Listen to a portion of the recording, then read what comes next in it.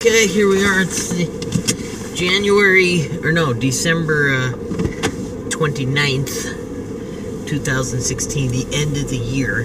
Got my cop haircut.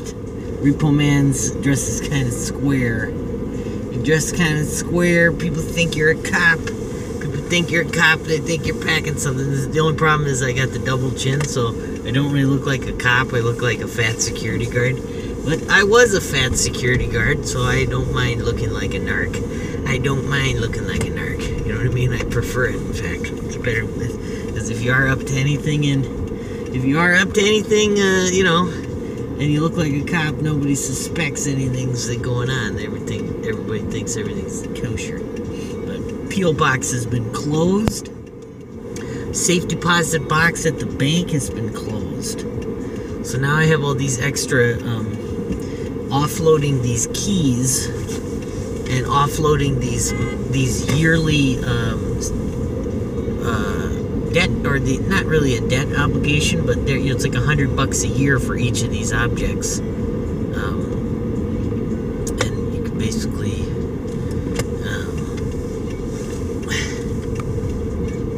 traffic shitty out on Lake Street already, but it's okay. Be cool about things. Being cool about everything, guys.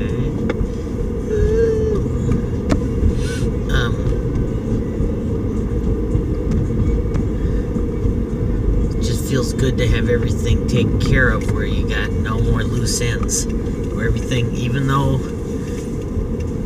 I'm putting everything that was in my safe deposit box in my little safe that I purchased, so me and somebody could just walk away with my safe, which would be a horrible bummer. But the fact is I don't invite random fucking people into my apartment, and the only people that are coming into my apartment lately are the cleaning crew. And what I'm gonna do is lock my shit in my storage space. That just has, it's like a dual padlock. So there's a padlock for my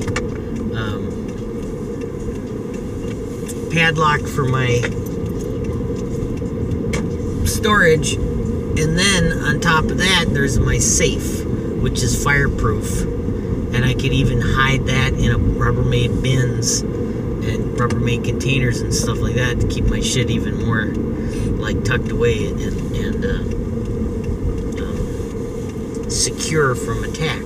That's really the goal we're looking for, is to secure all of our sensitive data, all of our sensitive objects that become difficult to reproduce or difficult to replicate, like social security cards, birth certificates, passports, and even just a double copy of all your employment history, a backup copy of your passwords for important things like that, in case you die, in case somebody gets it. But the other thing that's very important is we have to find out where the keys to the safe are. You know what I mean? Where do we keep the keys to the safe? And we have extra keys for the house, so we definitely want extra keys for the padlock and extra keys for the safe. And I think I might have a keychain with strictly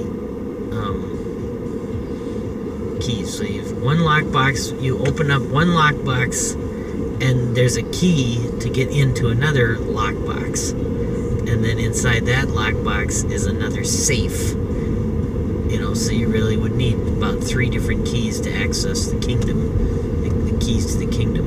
And then in reality, majority of the kingdom is in the internet anyway, so it's not like a large portion of the kingdom is, there's no risk of losing any type of asset legitimately. There would be a risk of theft of credit card information and all that, but that exists already on the internet. And if your wallet's ever stolen or anything like that were to happen, but and then so now that those loose ends are tied up, it frees up money for other things throughout the year that we're going to try to get involved in. Next strategy, next plan of action will be to assess and really get into why what we need the phone for.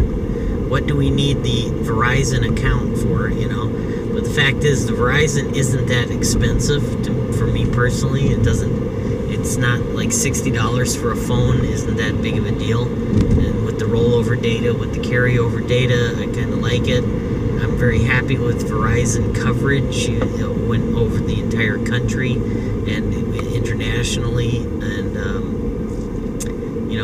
if anything, the only thing I would like would be a phone with a better battery life to it, and maybe a little bit faster processing, more sophisticated technology. But that'll happen by itself. We'll get my phone next year, maybe, when we get some more money together and all that. But I'm really interested in getting rid of my double chin. I'm really interested in helping my cardiovascular system. Last night I ended up taking an extra dose of Metoprolol because I felt as if my heart rate was erratic, or something was going on with it, and I wanted to relax, go to bed. And alcohol is the culprit, and it's the cause of my problems, and I want to not feel like shit all the time. So I got to improve my cardiovascular health. This is my new goal coming into the future here. I don't want to be I don't want to drop dead at age 50, after all this hard work. Good news is, on the financial department, is that the $1,500 paycheck that I got today is for 11 hours of overtime.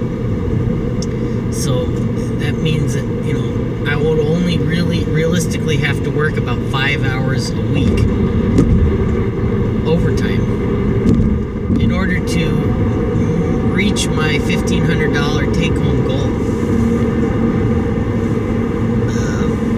for the 2-week period. So that's huge, because that means that when you work 16 hours a pay period or 30 hours a pay period, you really see some significant additional monies available for things like Roth IRA investing, things like additional payments towards the mortgage, student loans, and the car payment. Today we made the payment for the car, $300, $333, and we made a phone payment, but that's all we had to make, because everything else is already paid for. There's still outstanding credit card about $200, and I'd like to just lay off all the credit cards for a period of time and see how. Probably won't affect my credit that much, because I'm still utilizing a very small amount of my credit, even though the mortgage already shows up on my credit report. So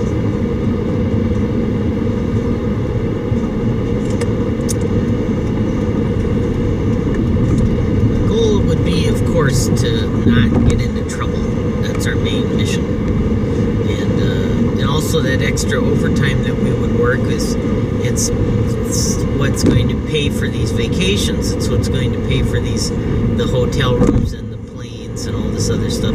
These extravagant meals, these trips to the liquor store where you spend $120. It's just all this other stuff that the only way to actually fund these activities is to make additional income. And the beauty of the situation is that after hanging out with family and friends, I'm pretty much burned out on the whole going out and doing stuff. So now I really could care less about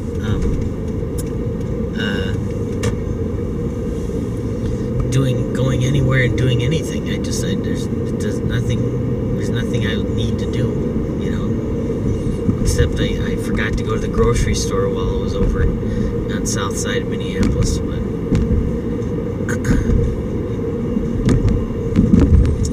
I'd rather get these important documents back to my base change into my work clothes, maybe go work out at the health club, and then go to grocery shopping after I get done working out at the health club, or work out at the gym in my house, you know. So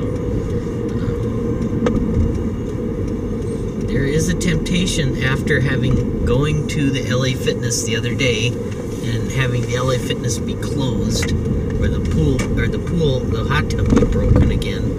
But I do enjoy the sauna, and my sauna at my condo is usually broken. So I would much rather maintain my credit card or maintain my health club membership, and then allow myself to be able to access the hot tub and the sauna. Enjoy those luxuries for $35 a month. It's worth it. Not to mention access to free classes, yoga classes and cardio classes, bicycle classes, stuff like this. So as you become more interested in health and wellness and health club activities, you will slowly become more motivated to go to these classes, right? You'll do a Kali group thing a couple days a week, and then you'll be like, oh, now I need to do a yoga class to balance out, or I need to do some bicycle classes to get good cardio. And then on a day off, a real day off, you can go in and just hammer out some hardcore workout activities.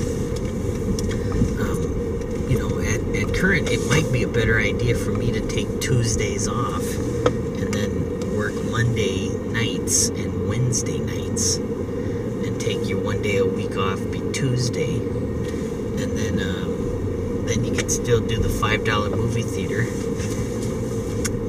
or you can do other stuff that's important.